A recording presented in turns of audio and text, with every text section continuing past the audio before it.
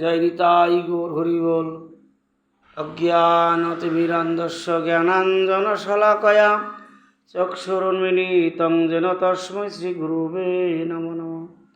পঞ্চাকল্পতরুভ্যশ্চ কৃপাসিন্ধুভ্যেব চ পতিতানাং পাবনেভ্যো বৈষ্ণবেভ্যো নমো নমঃ। বৈষ্ণব পরম ধর্ম, বৈষ্ণব পরমন্তপ, বৈষ্ণব পরমারাধ্য, বৈষ্ণব পরম গুরু।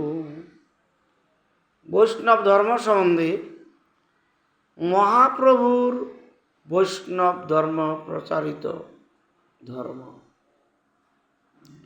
তো চতুর্সম্প্রদায়ের অন্তর্গত শ্রীমন মধ্বাচার্য গৌরেশ্বরাচার্য সম্প্রদায়ের অন্তর্ভুক্ত আমরা সকলেই। কিন্তু শ্রীমন মহাপ্রভুর বৈষ্ণব ধর্ম প্রচারের ক্ষেত্রে দেখা যায়, শ্রীমন মহাপ্রভু যখন বৈষ্ণব ধর্ম প্রচার করেন তখন এই নবদ্বীপের পাষণ্ডী ব্রাহ্মণগণ মহাপ্রভুকে খুব তিরস্কার করেন। শ্রীবাস অঙ্গনে শ্রীমন মহাপ্রভু হরিনাম যখন কীর্তন করেন তখন এই নবদ্বীপের পাষণ্ডী ব্রাহ্মণগণ তারা কি করলেন, চাপাল গোপালকে ডেকে এনে সেই রাত্রে ভবানী পূজার সামগ্রী সকল শ্রীবাসের অঙ্গনের সামনে সেই স্থানটিকে লেপিয়ে শাকমুণ্ড, মদ, মাংস এবং জবা ফুল, গাঁজা এই সকল রেখে দিয়েছিলেন। তো বৈষ্ণব ধর্মকে অপমান করার জন্য এই সকল কর্মগুলো কারা করেছিলেন? সেই তখনকার দিনে সেই পাষণ্ডী ব্রাহ্মণেরা হরিনামের বিরোধী ছিলেন, তারা বৈষ্ণব ধর্মের বিরোধী ছিলেন। শ্রীমান মহাপ্রভুর সঙ্গে মহাপ্রভু ও ইনিও তো ব্রাহ্মণের সন্তানই ছিলেন, তিনি তো স্বয়ং ভগবান ছিলেন, মানতেন না তাকে ভগবান বলে। শ্রীমান মহাপ্রভুকে পরাস্ত করার জন্য এই তো নবদ্বীপের পাষণ্ডী ব্রাহ্মণরা কারা? এই নবদ্বীপের পাষণ্ডী ব্রাহ্মণরা সেই কেশব কাশ্মীর দিগ্বিজয় পণ্ডিতকে আনলেন শ্রীমান মহাপ্রভুকে পরাস্ত করার জন্য। মহাপ্রভুকে তো পরাস্ত তো করবে তো দূরের কথা, শ্রীমান মহাপ্রভুর কাছে তিনি উল্টো পরাস্ত হয়ে শ্রীমান মহাপ্রভু কাছ থেকে তিনি ভাগবত শিক্ষার জন্য অনুমতি দান করেন কে? দেবী সরস্বতী। এই সেই পাষণ্ডী ব্রাহ্মণরা মহাপ্রভু পাষণ্ডী ব্রাহ্মণদের পরাস্ত করলেন এই নবদ্বীপে। মহাপ্রভু যখন হরিদাসের সঙ্গে জলকেলি করলেন এই গঙ্গা তীরে, তখন দ্বন্দ্ব করল কাররা? এই সেই পাষণ্ডী ব্রাহ্মণরা। শ্রীমান মহাপ্রভুকে দণ্ড করলেন কারা বৈষ্ণব সেবা দিতে? এই সেই পাষণ্ডী ব্রাহ্মণরা। শ্রীমান মহাপ্রভু ব্রাহ্মণ সেবা দিয়ে তাদেরকে উপযুক্ত দক্ষিণা দেবেন বলে ব্রাহ্মণদেরকে ডাকলেন, তারা অগ্নি জ্বালাতে পারলেন না। যাকে নিয়ে দ্বন্দ্ব করলেন সে হরিদাস ঠাকুর, যাকে মুসলমান বলে তারা স্বীকার করেছেন, বৈষ্ণব বলে মানতেন না। সেই হরিদাসের বদনে শ্রীমান মহাপ্রভু অগ্নি প্রজ্বলিত করে হরিদাসকে শ্রেষ্ঠ বৈষ্ণব বলে জগতে স্বীকৃত করে গেলেন শ্রীমান মহাপ্রভু। এই ব্রাহ্মণদেরকে তখনও সাজা দিয়েছিলেন, তবুও এদের লজ্জা নেই। এরা এখনও বৈষ্ণব ধর্মে এরা ব্যাঘাত করবার জন্য এরা সবসময় প্রস্তুত। এরা তো সন্ন্যাসী বৈষ্ণব যেজন মানে না যে সকল ব্রাহ্মণ, সে সকল পাষণ্ডী ব্রাহ্মণ। শ্রীবাস অঙ্গন মাঝে হরিনাম কীর্তন করে দ্বন্দ্ব করল, সেই তো পাষণ্ডী ব্রাহ্মণ। শাকমুণ্ড, জবা ফুল, মদ্য ভাণ্ড আর সকল ভবানী পূজার রাখলো আয়োজন কলিযুগের পাষণ্ডী ব্রাহ্মণ। কারা? এরাই। চাপাল গোপাল নাম ধরে কুষ্ঠ রোগে মারে তারে কে? কলিযুগের শ্রী চৈতন্য ভগবান। মহাপ্রভুর চরণে অনুসরণ করলেন চাপাল গোপাল, বললেন পাষণ্ডীকে দ্বন্দ্ব দেওয়ার জন্য, সাজা দেওয়ার জন্য আমি অবতীর্ণ হয়ে এসেছি। জগতে সকলকে উদ্ধার করব, কিন্তু তোকে উদ্ধার করব না আমি। তুই শ্রীবাসকে ভবানী পূজন করাইলি কেন? বৈষ্ণবেরা কি ভবানী পূজন করে? এ সকল দিয়ে তুই কলঙ্ক করলি। অতএব কোটি জন্ম ভরে তুই অপরাধ ভোগ কর। শ্রীমন মহাপ্রভু তাকে শাস্তি বিধান করলেন। বৈষ্ণব ধর্ম যে অবজ্ঞা করে, বৈষ্ণবকে যে অবজ্ঞা করে, তিনি কোনোদিনও সুখী থাকেন না। এতে প্রমাণ দিলেন কে? শ্রীমন মহাপ্রভু নিজে শ্রী চৈতন্য ভাগবতে প্রমাণ দিয়ে গেলেন চাপাল গোপালকে দিয়ে। বৈষ্ণবের উপর প্রহার করার জন্য কুষ্ঠরোগ হলো তার। শ্রীমন মহাপ্রভুকে পরাস্ত করবার জন্য সেই চাঁদ কাজীর কাছে গেলেন কারা? এই সেই পাষণ্ডী ব্রাহ্মণেরা। চাঁদ কাজীকে এনে চাঁদ কাজীকে দিয়ে মহাপ্রভুর ভক্তদের মৃদঙ্গ ভাঙিয়ে দিলেন এই পাষণ্ডী ব্রাহ্মণেরা। শ্রীমন মহাপ্রভু কাজীকে দলন করলেন, গিয়ে কাজীকে কৃপা করলেন। সেই রাত্রে গিয়ে বৈষ্ণবদের এই মহাপ্রভুর এই সংকীর্তনের মৃদঙ্গ ভাঙার জন্য, সেই অপরাধের জন্য মহাপ্রভু নরসিংহ রূপ ধারণ করে সেই হিরণ্যকশিপুকে যেমন বক্সবিধারণ করেছিলেন নরসিংহ ভগবান, প্রহ্লাদ পরম বৈষ্ণব ছিলেন, তাকে অপমান করার জন্য। তদ্রূপ শ্রীমান মহাপ্রভু এই বৈষ্ণব ধর্মের অপমান করবার জন্য, হরিনাম বন্ধ করার জন্য, খোল মৃদঙ্গ ভাঙ্গার জন্য চাঁদ কাজীকে তিনি নরসিংহ রূপ ধারণ করে তার বক্ষ বিধারণ করলেন।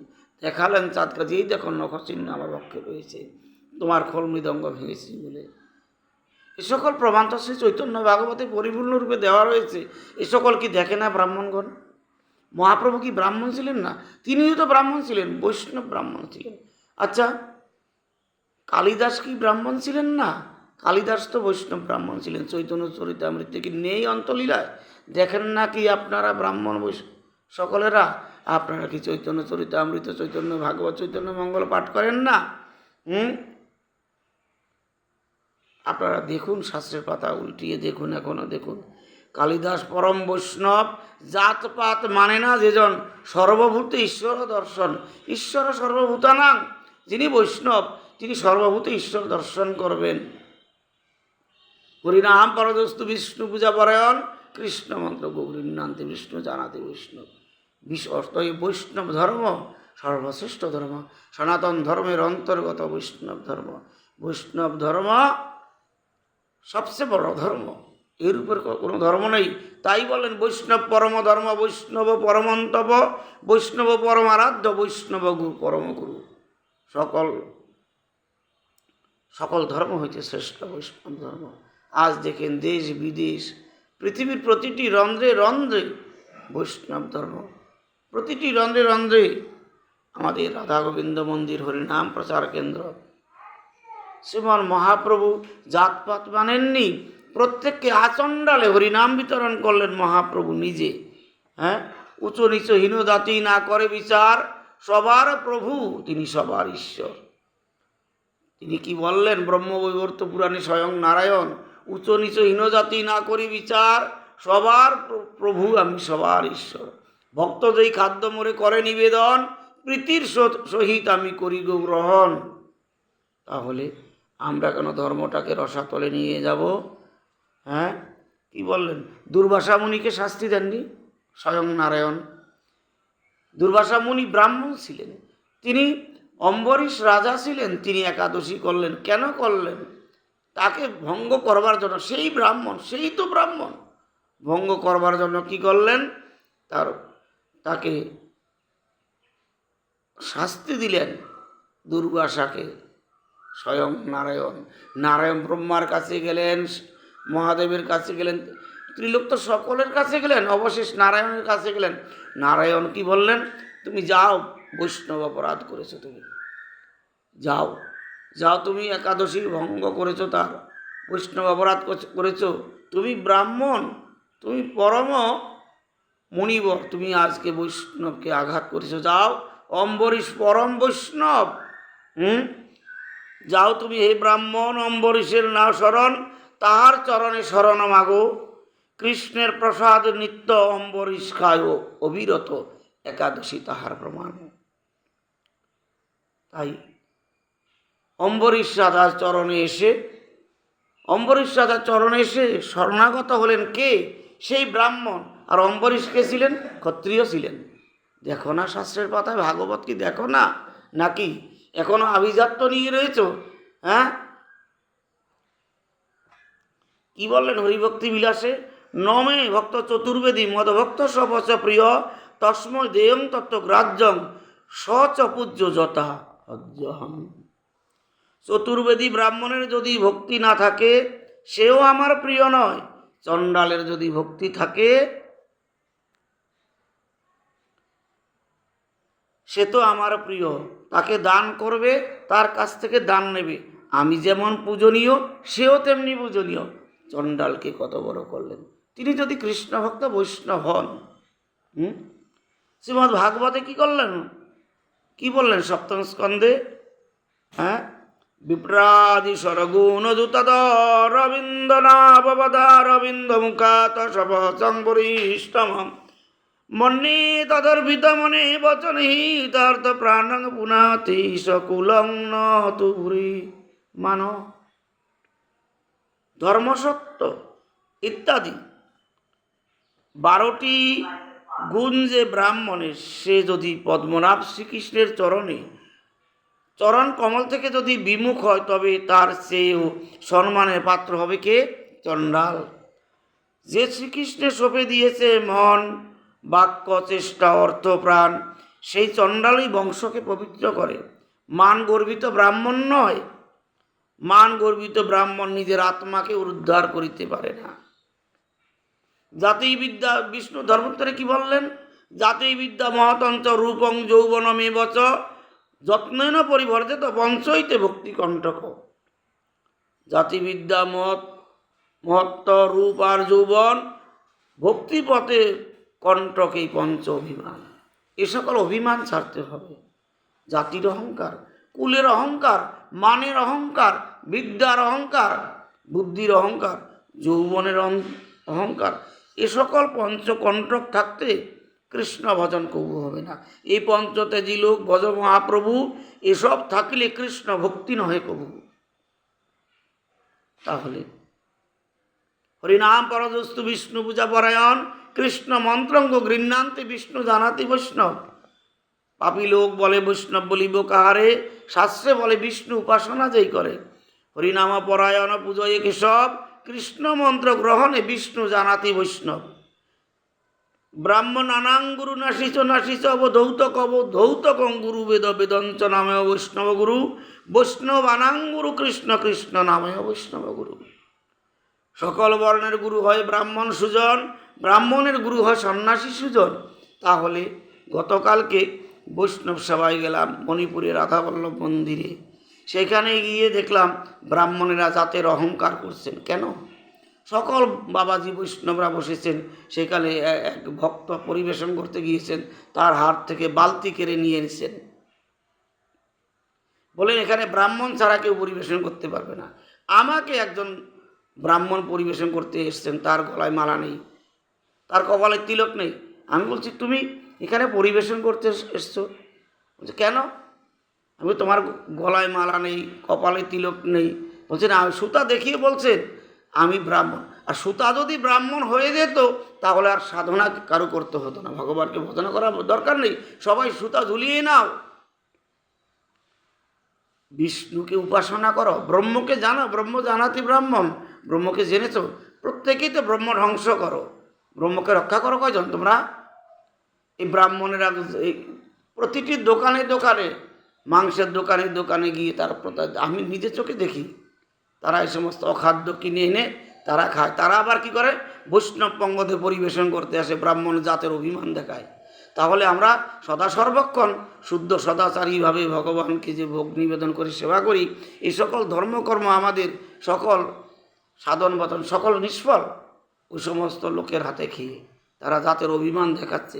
তাহলে মহাপ্রভু জাতকুল মান সকল কিছু বিসর্জন দিয়ে, সকল কিছু জাতপাতের বিচার সকল কিছু বাদ দিয়ে তিনি আচণ্ডালে হরিনাম বিতরণ করলেন।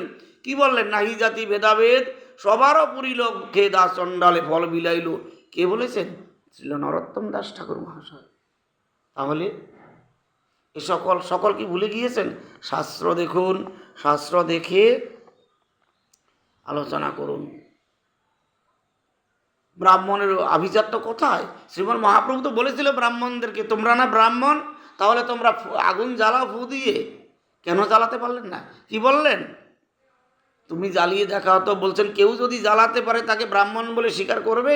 শ্রীমান মহাপ্রভু বললেন, কি বলেন ব্রাহ্মণ বলেন? যদি এমন যদি কলিযুগে কেউ থেকে থাকে তাহলে তাকে স্বীকার করবো। কি করলেন? হরিদাসকে ডাক দিলেন, সঙ্গে সঙ্গে হরিদাস এসে ফু দিলেন, আগুন জ্বলে গেল। যাকে নিয়ে দ্বন্দ্ব তাকে তো ব্রাহ্মণ বলে স্বীকার করলেন, তাই না? গুণে ব্রাহ্মণ। আজকালকার ব্রাহ্মণরা কি করছেন? ব্রাহ্মণদের কর্ম কি যজন যাজন পঠন পাঠন ভেদ অধ্যয়ন কেউ করছেন, এখনকার ব্রাহ্মণরা করছেন, কেউ করছেন ব্যবসা বাণিজ্য, নানান রকমের কত রকমের অন্যায় কর্ম করছেন। কৃষ্ণ ভজন কজন করছেন? কজন শুদ্ধ সাত্বিক আহার করছেন? তারা বৈষ্ণব পঙ্গতে তারা পরিবেশন করতে আসবেন। বৈষ্ণব ধর্ম কি সামান্য ধর্ম নাকি? বৈষ্ণব ধর্মে কেন ব্রাহ্মণের সুতা দেখিয়ে কেন অভিমান দেখানো হবে? মুহূর্তং বা মুহূর্তার্ধং যত্র তিষ্ঠন্তি বৈষ্ণবা সত্যং সত্যং পুনঃ সত্যং সত্যিত্বং তত্ত্বভুবনং। শ্রীমদ্ ভাগবতের দশম স্কন্ধে আসে সিদ্ধান্ত, বৈষ্ণব মহিমা কত নাহি তার অন্ত। এক দণ্ড কিংবা অর্ধদণ্ড পরিমাণ বৈষ্ণব গোসাই যদি হয় অবস্থান, তথা সর্বতীর্থ আরো তপবন সত্য সত্য পুনঃ সত্য জানিও তখন। ভবিষ্য পুরাণে আসে বৈষ্ণবের পাদোদক পানে সহস্র সহস্র কোটি পাপ মুক্ত সেই ক্ষণে। পদধৌত জল যদি মস্তকেতে লয় সত্য সত্য জানিবে তার আপদ না হয়। সপচ অপি মহিবাল বিষ্ণু ভক্ত দ্বিজাতিক। বৈষ্ণব উচ্ছিষ্ট শেষ পরম কারণ, বৈষ্ণব উচ্ছিষ্ট শেষ পরম কারণ। কালিদাস কি করলেন? ব্রাহ্মণ ছিলেন। কালিদাস ব্রাহ্মণ এই বৈষ্ণব জগতের শ্রীমন মহাপ্রভুর যত পার্শ্বদ ছিলেন প্রত্যেকের চরণধূলি চরণামৃত উচ্ছিষ্ট গ্রহণ করলেন। তিনি ব্রাহ্মণ ছিলেন না? না তিনি অন্য শূদ্র ছিলেন? তিনি কি করলেন? ব্রাহ্মণ বৈষ্ণব হয়ে ভূমি মালিক ভিয়ে গেলেন, শূদ্র বৈষ্ণবের ভিয়ে গেলেন। তাও কি আম্রফল নিয়ে তাকে ভেট নিয়ে গেলেন। তাকে তিনি প্রসাদ দিলেন না, পাশের ব্রাহ্মণ করে তাকে আপ্যায়ন করলেন, বলছেন না আমি তোমার দ্বারে এসেছি। তারা প্রসাদ দিলেন না, তিনি কি করলেন? লুকিয়ে রইলেন। লুকিয়ে থেকে কি করলেন? ভূমিমালী অমৃত ফল তিনি মানুষে কৃষ্ণচন্দ্রকে অর্পণ করে সেবা করলেন। ছোলা বাকল যা কিছু ঝুপড়িতে ফেললেন সে সকল সেই অপবিত্র স্থান থেকে নিয়ে তিনি জানেন এই বৈষ্ণবের প্রসাদে অপবিত্র স্থান পবিত্র হয়েছে। এই বৈষ্ণবের শূদ্র বৈষ্ণবের উচ্ছিষ্ট আহার করে তার কি হলো? কৃষ্ণ প্রেম উদয় হলো। তাই শাস্ত্রী কি বললেন? মহাপ্রসাদ অমৃত স্বাদ তার তুলনা কি কখনো হয়? যে প্রসাদে গোবিন্দ প্রাপ্তির চরণামৃতে প্রেম উদয়। তাহলে কেন কেন বৈষ্ণব ধর্মের এত অপমান? মহাপ্রভুর আদর্শিত ধর্ম। বৈষ্ণব উচ্ছিষ্ট শেষং পিতৃরাঞ্চ দিবৌ কষাং সর্বেশাংশ তু সুরাদিনাং ভক্তিদং কলমশাপহম।